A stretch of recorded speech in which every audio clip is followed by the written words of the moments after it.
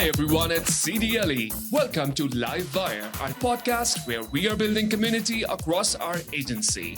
There's so much great work happening in CDLE's divisions, offices, and affinity groups, and this is where we'll be showcasing the impact each of you have on Coloradans we serve.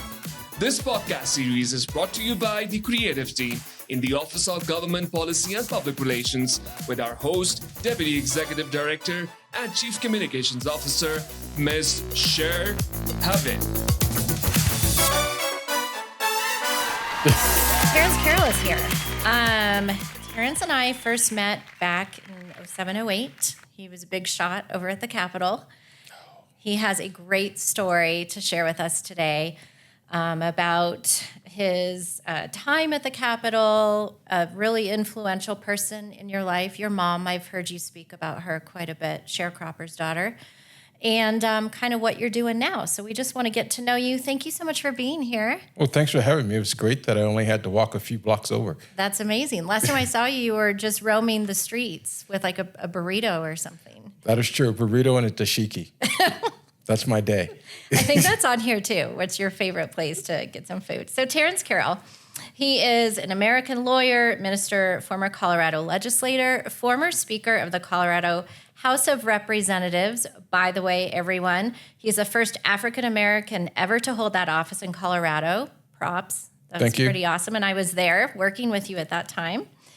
You're a graduate of Morehouse College, Iliff School of Theology, and NDU Law School. You're a guest columnist for the Denver Post, active in the community, and recently took on the role of interim pastor at Macedonia Baptist Church.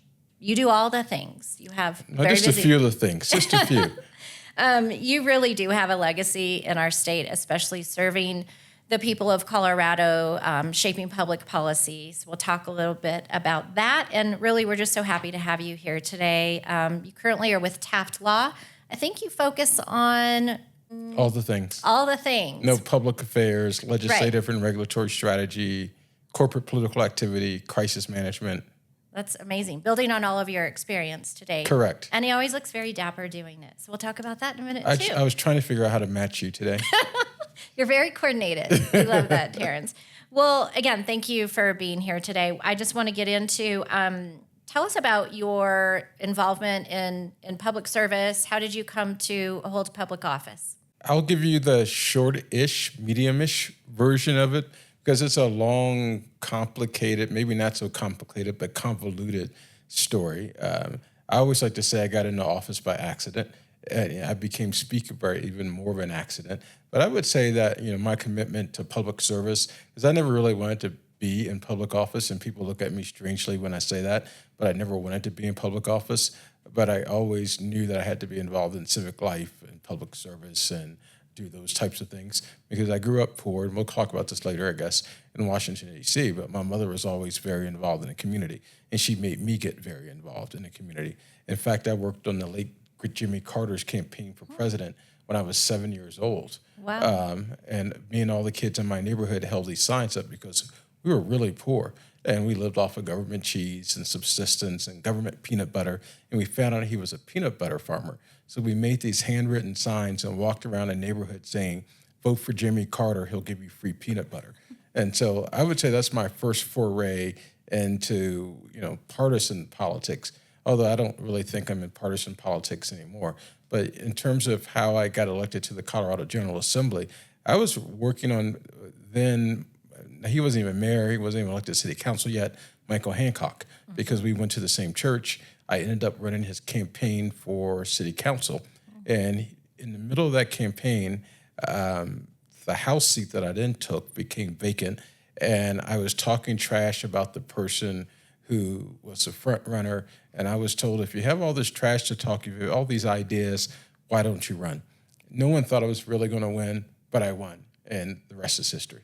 Began your role as speaker in 2009? Is Correct. that correct? January 2009. Yeah. And around that same time, we were working together a lot. That was then Governor Bill Ritter. And my homie. Yeah. If you're watching, Bill, I love you. Props to Bill.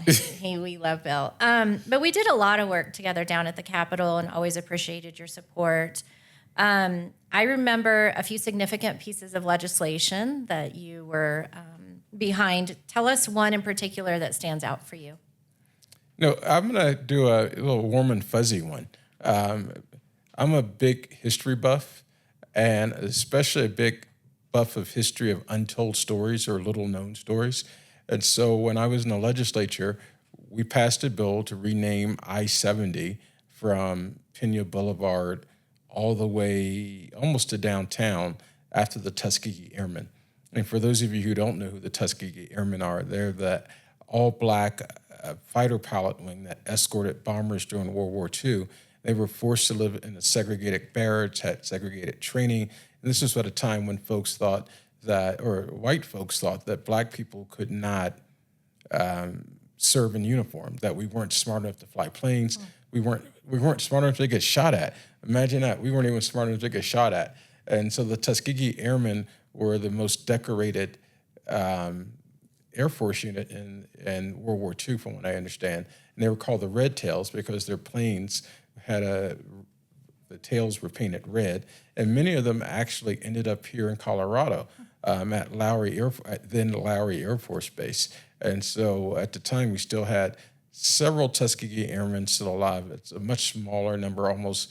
I mean, we're lucky if we have a handful left alive now. And so I thought it was a good idea to remind people every day as they drove down I-70 into downtown that we had all these heroes who fought for this country, even when this country wanted to marginalize them and disinherit them, just to remind them that, as Langston Hughes says, I too sing America.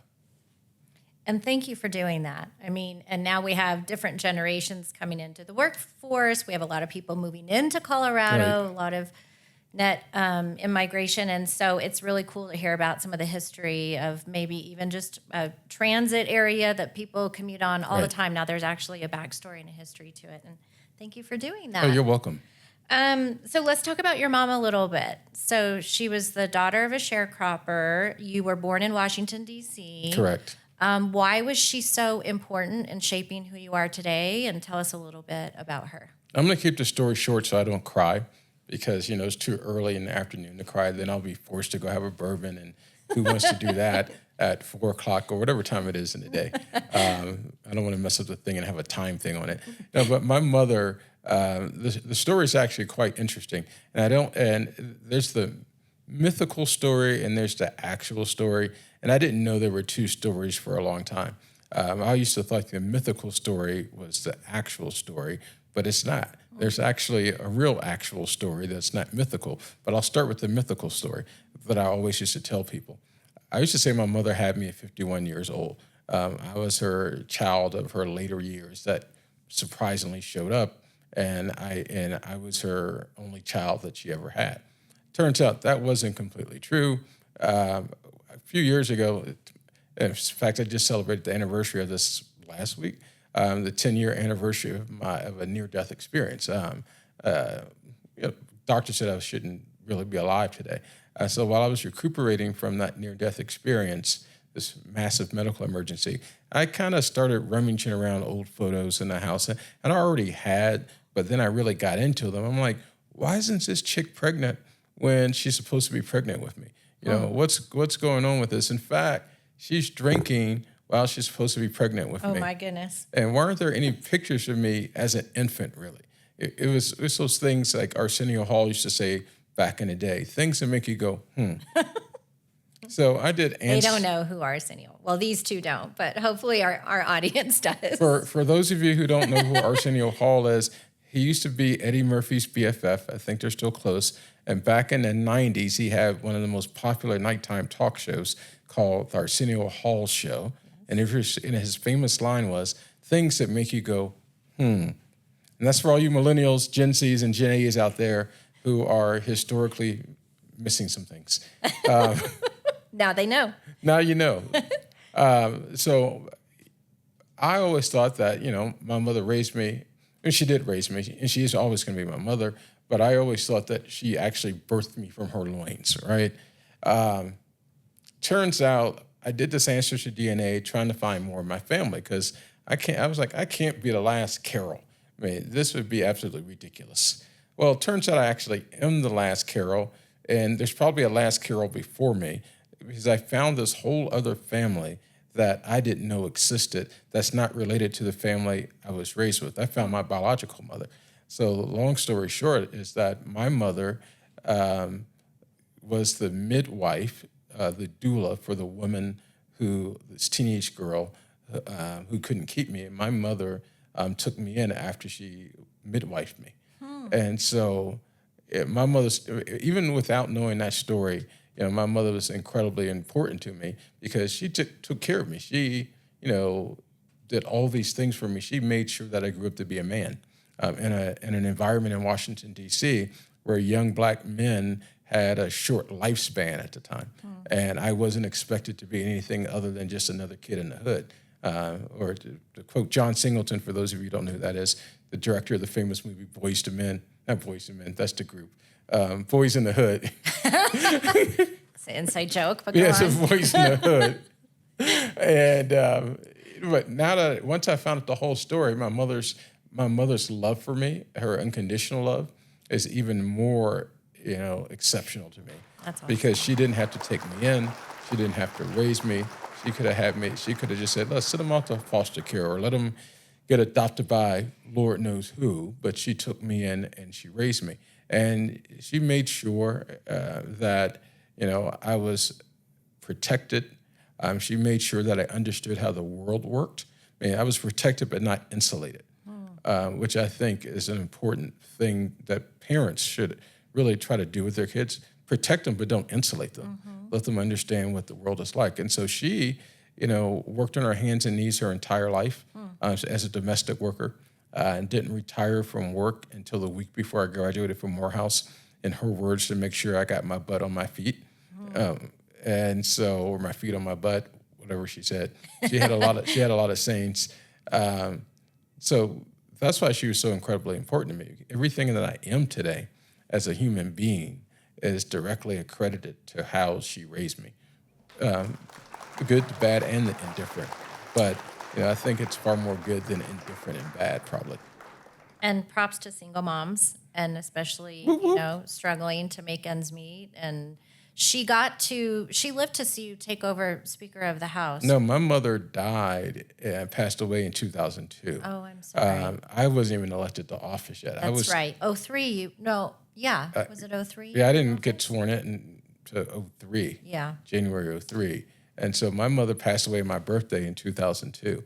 And I actually preached my mother's funeral as well. Goodness. Well, she has known all the things that you've become, and I'm sure is proud of you, looking down on you, and when you're giving your sermons every Sunday. Yeah, her picture's my screensaver on my phone. I love that. I love that story. Thank you for sharing that with us. You're welcome. Because I've known you over the years, I know how important that relationship was in really helping you become who you are today. Oh, which thank is you. a very well-dressed professional person who loves Boys to Men. Well, Okay, I digress. We're gonna cut into our rapid fire. We'll get to that. Okay, Terrance, we are going to transition to the rapid fire. Okay. I don't know what I'm going to ask you, so be prepared. That concerns me. Yes, it should. Because you know me way too well, so Yes, I'm afraid should about what you concern may ask me. Okay, we're gonna take a beat here. Can I get a help studio crew? No. Do I get to phone a friend?